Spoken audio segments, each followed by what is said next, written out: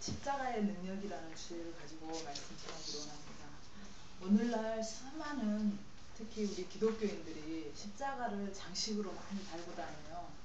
반지로, 목걸이로, 차 안에 장식으로 모든 걸 이렇게 달고 다니는데 로마에서는 그게 사형틀입니다. 사형틀이고 정말 우리가 이렇게 제가 말씀을 준비하면서 가만히 생각해보면 저는 십자가 장식을 별로 안 좋아하거든요. 그래서 저거를 왜 달고 다닐까 이제 그 생각만 했었어요. 그러고는 다들 보면 절에 다니는 사람은 절마크를 하고 다 이렇게 하는데 정말 우리 춘향이들을 보면 춘향이 죽기 전에 이거 틀 한 거 그거를 만약에 목걸이로 달고 다닌다고 생각하면 그것도 굉장히 끔찍한 일이고 그 작두 그걸 목걸이로 달고 다니는 그러니까 사형틀 자체를 장식으로 달고 다닌다고 생각하면 그래서 로마 사람들이 한국 사람을 볼 때 굉장히 좀 의아해 할 것 같다는 생각이 들었는데 십자가는 우리에게는 하나님이 주신 우리 기독교의 상징이에요. 그리고 이제 제가 그 기피했던 게 바로 그 사형틀이라는 그거 예수님이 고난당을 왜 저렇게 걸고 다니나 이거였는데 제가 오늘 말씀을 준비하면서 아 내가 기독교인이라는 걸 상징하고 십자가의 피값으로 내가 살아났다는 걸 상징한다는 그런 증표도 되겠구나. 그러면서 정말 믿는 자의 본이 될 수 있다면 진짜 이마에도 새기고 다니고 그걸로 인해서 내가 바로 설 수만 있다면 그렇게 할 수도 있겠다는 생각이 들면서 제가 또 생각을 바꾸기로 했어요. 그래서 십자가는 교회의 상징이고 우리 복음의 상징이고 예수님의 피값의 상징이라는 거 그거가 제가 이번에 다시 새기게 됐어요. 그래서 바울 사도가 십자가를 보면서 자기는 아무것도 아니라는 것을 이제 또 한 번 자기 입으로 시인을 하잖아요. 나는 십자가 외에는 아무것도 알지 않겠다고 그렇게 그러니까 십자가밖에 자기는 증거할 게 없다는 거예요. 바울은 사울이 되기 전에 바울이 되기 전에 사울 때는 완전히 우리가 생각하는 사단 마귀였죠. 그 사람은 믿는 자들을 잡아서 죽이는 일에 합세하였고 그렇지만 그 다메섹 성상에서 예수님을 만나고 나서 그가 완전히 변화된 그게 십자가의 능력이라는 거죠. 그래서 우리가 십자가의 도가 멸망하는 자에게는 미련한 것이요 구원을 얻은 우리에게는 하나님의 능력이라고 본문 말씀에 그랬습니다. 사람들은 누구나 성인이라고 말합니다.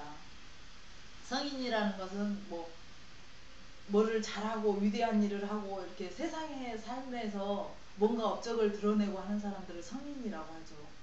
그리고 우리 순교자들도 그렇고 전쟁에 나가서 전사하신 분들 없고 소크라테스나 무슨 발명한 이런 사람들 우리보다 낫고 이렇게 뛰어난 사람들을 성자라고 하는데 우리가 말하는 성자는 그게 아니죠. 우리 예수님은 그 모습과는 달리 정말로 우리를 죽음에서 살리시고 정말 이 세상의 삶에서는 예수님이 그 3년 사는 동안에서는 어느 모습을 보아도 우리가 생각하는 이 삶의 성자라는 모습을 볼 수 없었지만 하나님의 아들로 오셔서 정말 우리들이 당해야 할 모든 것들을 다 육신으로 오시는 하나님으로서 다 감당하시고 가시는 그런 모습을 보면서 십자가를 지시고 가심으로써 그 능력이 우리에게 드러난 겁니다. 그래서 십자가가 능력이 되고 바울 사도가 지금 고린도전서에 말한 것처럼 십자가의 도는 멸망하는 자들에게는 미련한 것이에요.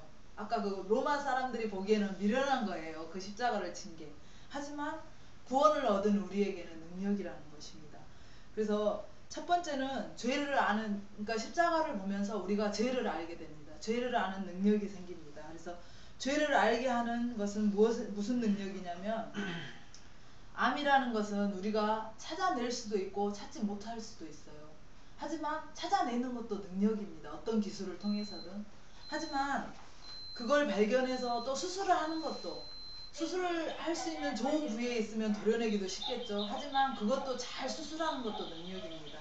하지만 십자가를 보면서 우리가 죄를 알게 되는 것 그것도 크고 놀라운 하나님의 능력이라는 거죠.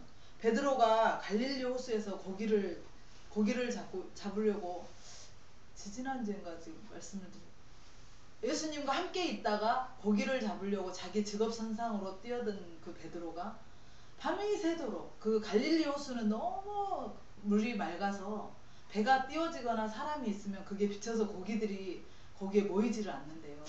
그래서 그 사람들이 그래서 밤에 고기를 잡는다고 합니다. 아무도 안 보이고 이런데 그물을 던지고 고기를 낚아야 되기 때문에.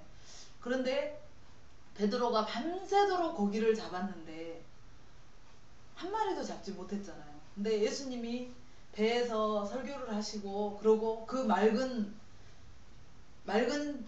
바다가 다 보이는 그 시간에, 해가 뜬 시간에 예수님이 깊은 곳에 가서 그물을 던져라 그랬는데 베드로가 어떻게 했습니까? 순종했어요.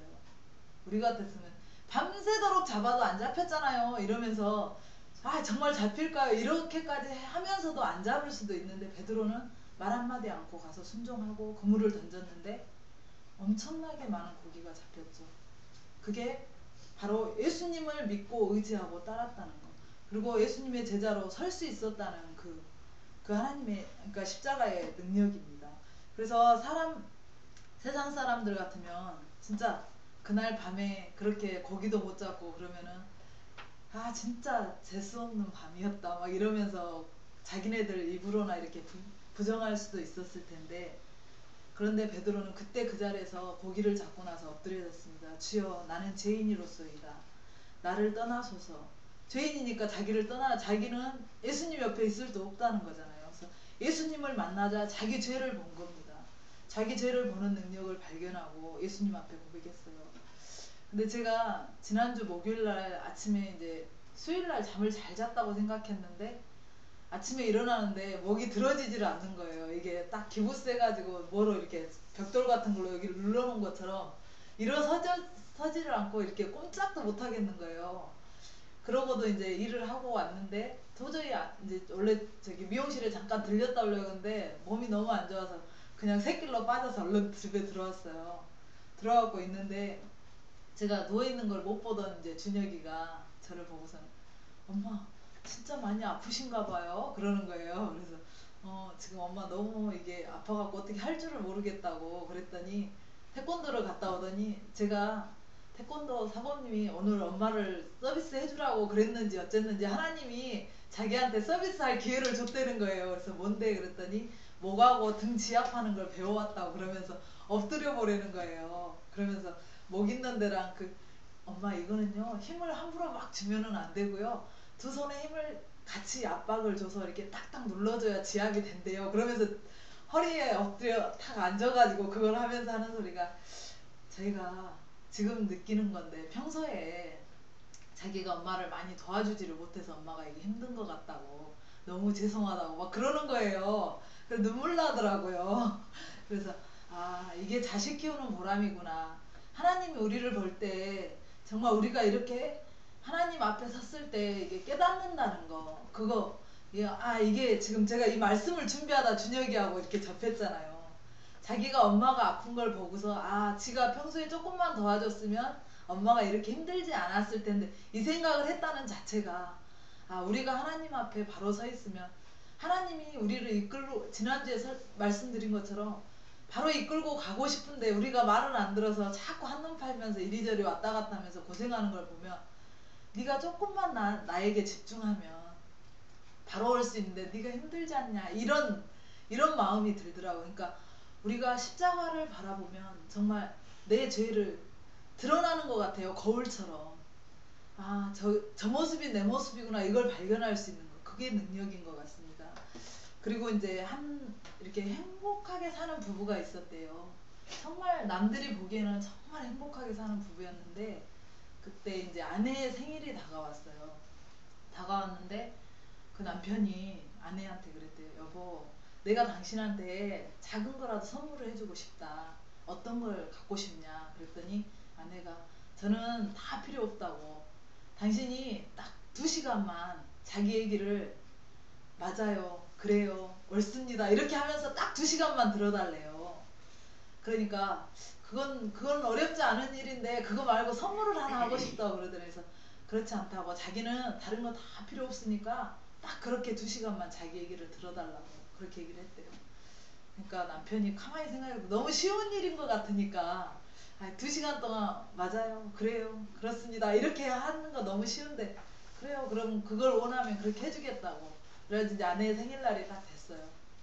해가지고 아내가 그랬어요. 그러면 지금 이 시간부터 딱 2시간만 내 얘기를 들어주는 거예요. 그래서 너무 기뻐하는 모습으로 이렇게 하니까 남편이 그거 내가 못 해주겠냐고. 알았다고 해주겠다고 그랬으니까 여보 우리 처음에 기차에서 만났죠? 이러니까 그래요 이렇게 해야 맞잖아. 그러니까 아니야 우리 버스에서 만났잖아. 이렇게 하니까 아 여보 2시간만 들어주기로 했잖아요. 이렇게 하니까 아 맞다 그렇지. 그러니까 그리고 우리 처음에 저기 뭐야 기차 안에서 손을 잡아서 당신이 먼저 나한테 프로포즈를 해주니까 아니잖아 당신이 버스 안에서 나한테 먼저 우리 이러이러 하니까 결혼하자고 했잖아. 그러니까 여보 이렇게 하니까 아 맞다 2시간만. 정말 그게 남의 얘기를 들어주고 받아준다는 게 그렇게 쉽지 않다는 거예요. 그러니까 자기를 부인하면서 그러니까 내 안에 있는 거 내 생각이나 모든 걸 다 부인하면서 다른 사람의 말을 존중하면서 그걸 다 들어주기란 그렇게 쉽지 않다는 거죠. 그러고는 이제 그렇게 약속을 하고 2시간을 아내 얘기를 들어준 거예요. 그렇게 하고 나니까 남편이 막 자기도 모르게 눈물이 막 쏟아져 내리면서 아내가 그동안에 자기한테 너무 헌신만 했다는 생각이 들더라는 거예요. 자기는 지금까지 그 남들에게는 행복한 부부라고 그러니까 말을 들으면서 그렇게 생각하면서 살았지만 아내는 그렇지 않았다는 거죠. 단 1분도 남편이 그 아내의 말을 들어준 적이 없었고 그냥 남편은 아내의 말만 아내는 남편의 말만 듣고 남편이 원하는 대로 해줬고 남편이 하고자 하는 대로 했고 모든 걸 따라줬다는 거였죠.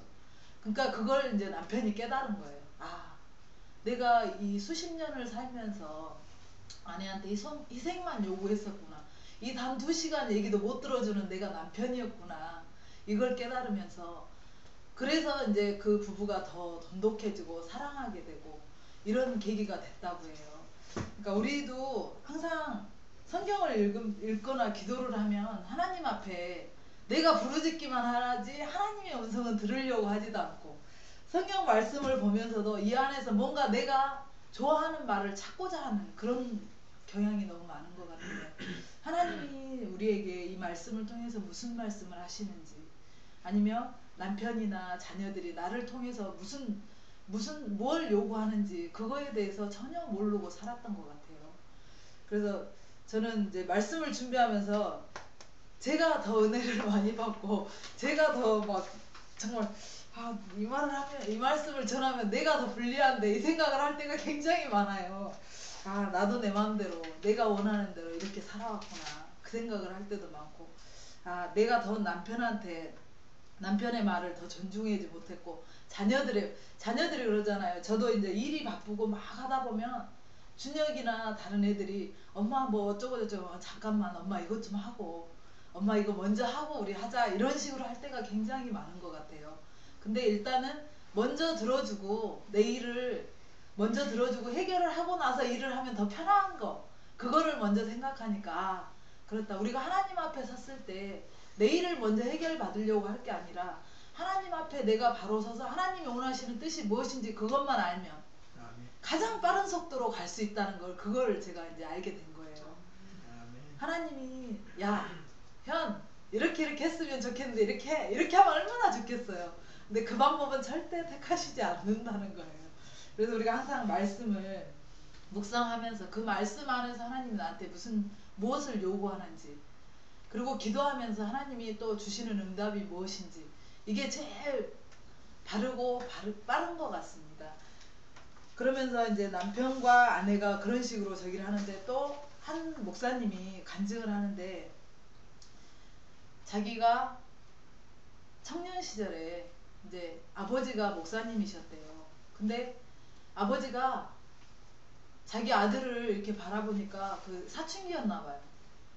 너무 이렇게 불량한 그러니까 우리 그러잖아요. 저는 그러지 않는데 자녀가 잘못되면 친구를 잘못 만나서 또 이것 때문에라는 그 내 자녀는 감싸고 이렇게 하는 경향들이 굉장히 많은데 그 아버지도 그랬던 모양이에요. 자기 아들이 막 방황을 하고 다니고 나쁜 짓을 하고 막 이렇게 하니까 이 나라에서는 도저히 이 아이를 내가 보호할 수가 없다 해서 이 아이를 데리고 미국으로 갔대요. 미국으로 가서 이 아이를 거기에 이제 어느 정도 시기가 지나면 언어가 통하잖아요. 말을 할 정도 되니까 얘가 또 친구를 사귀기 시작하고 또 친구들과 죄를 지르고 이렇게 해서 감옥까지 갔다 오고 이렇게 된 거예요. 근데 이제 감옥에서 그 석방한 날 집에를 딱 왔는데 이제 아버지는 그날이 아들이 저거 출감한 날인 줄도 모르는 거예요. 아버지가 목사님이시니까 얼마나 가슴이 아프겠어요. 무릎 꿇고 앉아서 그 골방에서 항상 기도하시는 방에서 눈물을 막 쏟으면서 자기를 위해서 막 기도하는 소리를 1시간 정도 듣고 있는데 자기가 정말 잘못했구나. 아버지에게 하나님 앞에 내가 잘못했다는 걸 그 자리에서 이제 아버지의 눈물을 통해서 깨달은 거예요. 그러면서 아 정말 아버지는 자기는 부모는 자식을 사랑하지만 자식은 그렇지 않다고 생각할 때가 너무 많아요. 나를 야단치고 나를 막 혼내키고 하는 모습을 보면서 내가 미워서 아니면 내가 싫어서 아니면 나의 행동이 마음에 안 들어서 이렇다고 오해할 때가 많은데 이 아들이 그렇게 사춘기를 지내면서 젊은 시기를 지내면서 이제 출감한 다음에 아버지의 기도 소리를 듣고 내가 사랑하는 나의 아들 하나님이 사랑하는 하나님의 자녀 이런 언어를 통해서 아 내가 오해했구나 그런 마음을 갖고서는 자기가 잘못했다는 걸 느낀 거예요. 그래서 그 자리에서 엎드려서 하나님 앞에 하나님 제가 잘못했습니다. 부모에게 잘못했고 하나님 앞에 잘못했고 하나님이 원하시는 길을 내가 가겠다고 그 자리에서 이제 하나님 앞에 서원을 한 거예요.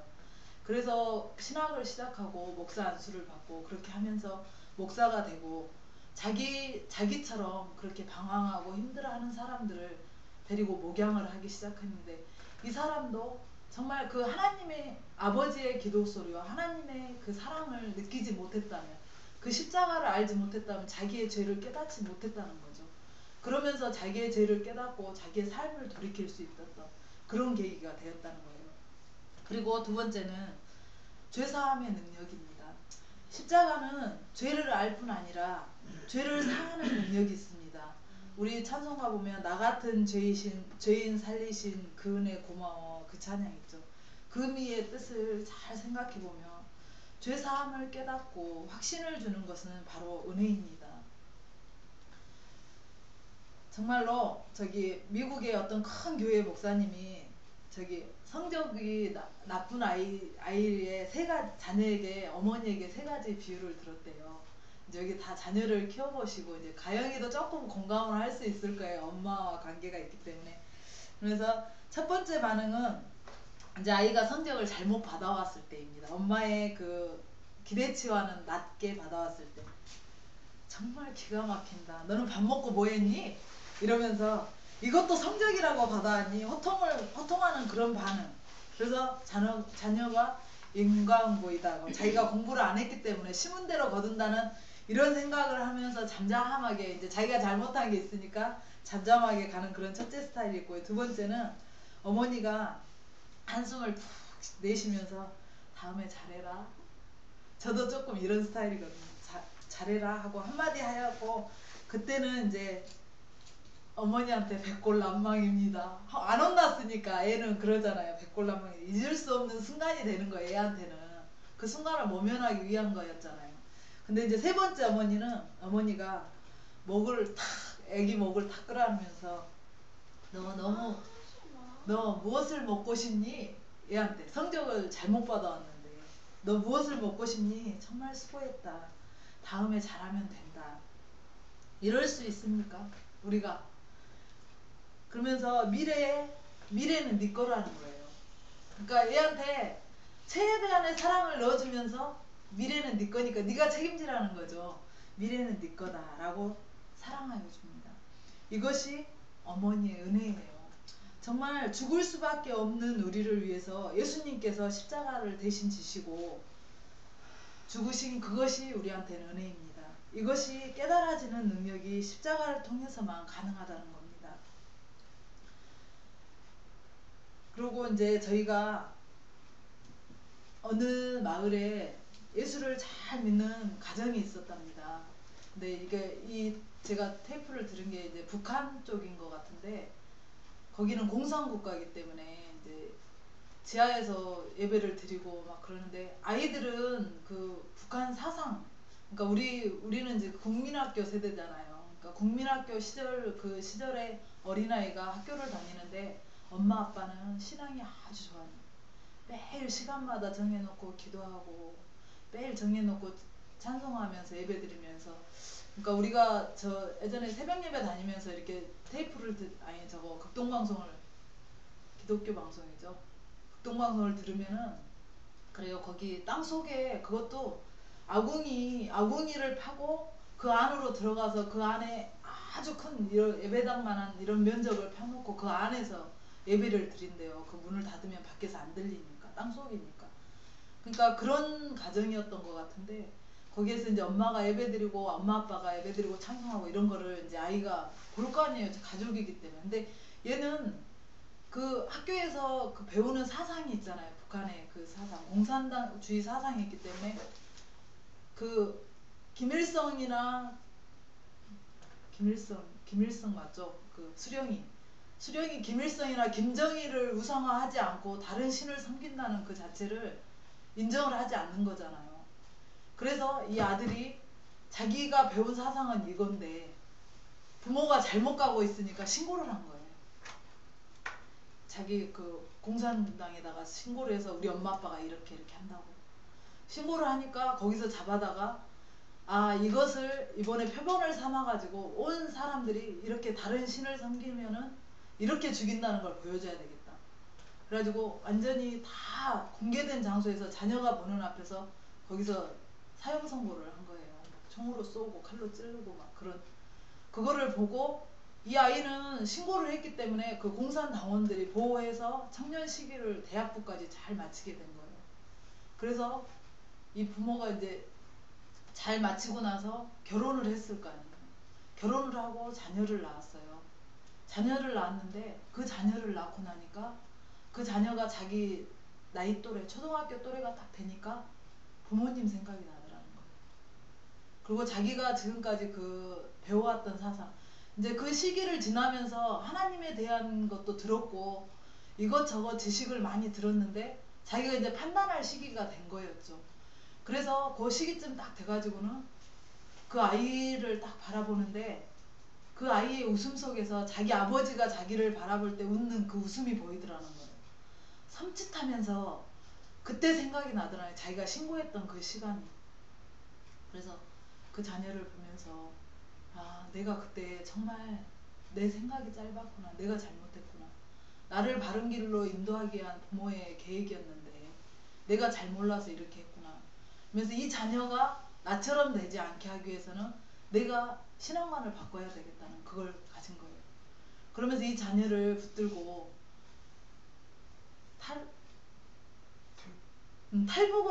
탈북을 하기로 한 거예요. 그래서 그 땅을 나와서 중국을 거쳐서 여러 나라를 거쳐서 이렇게 와가지고 이제 우리나라까지 들어왔나 보더라고요. 그러면서 하는 얘기가 정말 내가 십자가를 몰랐다면 죄도 몰랐을 테고 그 죄 사함을 받았다는 그때 목사님 말씀하셨죠. 우리 이미 다 죄 사함을 받았는데 몰라서 내가 죄에 묶여 사는 그런 삶에 대한 능력도 몰랐다는 거죠. 그러면서 자기 부모에게 했던 그런 행실들 자기한테는 이제 죄책감으로 다가오고 막 힘든 고난으로 다가오는데 이제 어떤 자기 인도하시는 목사님을 만나서 목사님 하나님 그 십자가를 믿으며 예수님을 믿으며 어떤 죄도 용서받을 수 있나요? 이렇게 여쭤보니까 당연하죠. 용서받을 수 있죠. 그러니까 그러면 정말 죽일 수밖에 없는 죄 부모도 죽이고 가족도 죽이고 나 혼자 살겠다고 모든 걸 다 죽였던 그 시간까지 다 용서받을 수 있냐. 그러니까 그건 다 받을 수 있다고. 예수님이 이미 우리를 용서하기 위해서 십자가를 지신 거고 우리를 사랑하기 때문에 모든 영혼을 사랑했기 때문에 예수님이 그걸 홀로 지고 가신 거라고. 지금부터 하나님의 사랑만 내가 알고 나눌 수 있으면 그거는 다 용서 받으신 거라고. 그러면서 그 목사님을 만나고 그분이 자유함을 얻고 또 하나님의 일을 시작했다는 겁니다. 그래서 우리가 정말 자녀들도 그렇고 내 마음대로 안 되고 가족도 내 마음대로 안 되고 정말 하나님의 십자가의 능력만이 우리의 모든 것을 좌우할 수 있다는 겁니다. 그래서 정말로 그 목사님을 통해서 그 성도님이 변화됐다는 거 하나님을 만났기 때문에, 십자가를 알았기 때문에 그 변화를 자기가 몸소 체험한 거잖아요. 그러니까 죄 사함을 받고, 그리고 아니 자기 죄를 알고 그러고 죄 사함을 받은 거. 그리고 세 번째는 이제 불교에 대한 조금 저기가 있는데, 그건 제가 불교 쪽은 제가 자세히를 몰라요. 세 번째는 병 고침의 능력입니다. 십자가의 도는 병 고치는 능력이 있습니다. 예수님은 십자가에 못 박혀 죽으시면서 우리의 죄를 짊어지셨고, 죽으신 것이 아니라 우리의 병까지도 짊어지고, 마태복음 8장 17절 말씀에 의하면, 말씀을 보시면은 거기에 저기 십자가는 병 고치는 능력이 있다고 합니다. 그리고 프랑스 군인이 전쟁터에 나갈 때는 배낭에 책 2권을 가지고 간답니다. 하나는 성경책이고요, 물론. 하나는 파스칼의 팡세라는 그런 책이랍니다. 그래서 파스칼의 팡세를 쓰게 된 동기는, 이제 여동생이 불치병에 걸려서, 그 안질이래요. 안질에 걸려서 그러니까 보지 못하게 되었는데, 이 파스칼은 처음으로 진심으로 하나님 앞에 기도를 했대요. 하나님, 정말로 제 기도를 들어달라고. 제가 지금 여동생하고 떨어져 있는데 걔가 앞을 못 보고 힘들어하는데 제가 이 군 생활을 제대로 할 수가 없다고. 그러니까 그 여동생을 눈을 좀 고쳐달라고. 그래서 세상을 밝게 보면서 살게 해달라고 막 진심으로 태어나서 처음으로 그렇게 진정한 기도를 하나님 앞에 드렸대요. 그랬는데 그때 이상한 환상이 보이더래요. 이렇게 암울했던 안개 같은 곳이 갑자기 환해지는 그런 환상이 보여서, 파스칼이 휴가 나가서 여동생을, 그러니까 여동생 생각이 나, 자기가 간절히 기도했는데 그런 환상을 보고 여동생을 찾아갔대요. 그래서 여동생한테 가서 너 눈 어때? 이렇게 물어봤대요. 그랬더니 오빠 참 이상해. 그래서 뭐가? 그러니까 갑자기 눈이 나섰다고 그러더래요. 갑자기. 그래서 이제 파스칼은 알잖아요. 자기가 어떻게 했더니 하나님이 그런 환상을 보여주고 그런 증거를 나타냈다는 걸 알기 때문에, 십자가를 붙들고 자기가 하나님 앞에 간절히 기도했을 때, 정말 내 욕심도 아니고 나를 위해서가 아니라 정말 그 아이를 위해서 자기는 한 거잖아요. 내가 도와줄 수 없기 때문에. 그럴 때 그 십자가의 능력을, 치유의 능력을 이 사람이 맛본 거예요. 그래서 오빠가 이상하게 생각하지 말라고, 정말 나는 철학자인 하나님이 아닌 살아계셔서 내 옆에 역사하시는 하나님을 믿는다. 너도 그 하나님을 믿어라. 이렇게 하면서 정말 아브라함의 하나님, 그 말씀에 나온 아브라함의 하나님, 이삭의 하나님, 야곱의 하나님, 그 하나님이 나의 하나님이다. 곧 너의 하나님이다. 그 하나님을 믿어라. 십자가가 너를 살렸다. 이러면서 복음을 증거했다고 합니다. 그래서 아무리 힘들고, 저 같은 경우도 결혼 막 해서 관절염 없고 막 편두통에 거의 온몸이 아파서 맹집사님 맨날 비만 올라 그러면 찜질해주고 막 그런 저기를 했는데, 저도 진짜 하나님이 그 모든 걸 다 치유해주는 그 치유함을 받으면서, 내가 내 죄를 깨닫고 하나님 앞에 고백하고 자유함을 얻을 때 하나님 모든 걸 회복시키시는구나, 그걸 느꼈습니다. 십자가는 정말 우리에게는 진짜 내 죄를 깨닫게 하면서, 나의 잘못을 깨닫게 하면서, 또 우리가 다른 사람, 그러니까 내 죄를 보게 하면서 내 죄를 깨닫게 하면서 나의 모든 것을 고쳐줄 수 있는 그런 하나님의 능력이 있습니다. 그래서 우리가 부활주의를 준비하면서 정말로 이 한 주간을 지내면서, 주보 뒤에 보시면 이따 목사님 광고하실 텐데, 한 주간을 지나면서 그냥 밋밋하게 고난주간이야 이러면서 그냥 나는 삶 자체가 고난이야 이러면서 보내시지 말고, 정말 말씀과 함께 하면서 내 삶 자체를 하나님 앞에 드리는 그런 한 주간이 되었으면 합니다. 그래서 우리가 정말 십자가를 대할 때 그 십자가가 장식품이고 액세서리가 아닌, 정말 하나님이 내 죄를 볼 수 있는 거울로 보여주시고 내 죄를 깨닫게 하시고, 또 다른 사람을 우리가 사랑할 수 있는 능력이 있고, 그 사람들의 정말 힘들고 어려운 시간들을 하나님 앞에 내려놓음으로써 회복받는 그러한 십자가의 능력을 우리가 체험하시고 맛보시기를 원합니다. 기도하겠습니다. 참 좋으신 아버지 하나님, 감사합니다. 정말 가장 부족하고 연약한 종이 주님의 말씀을 두서없이 전했습니다.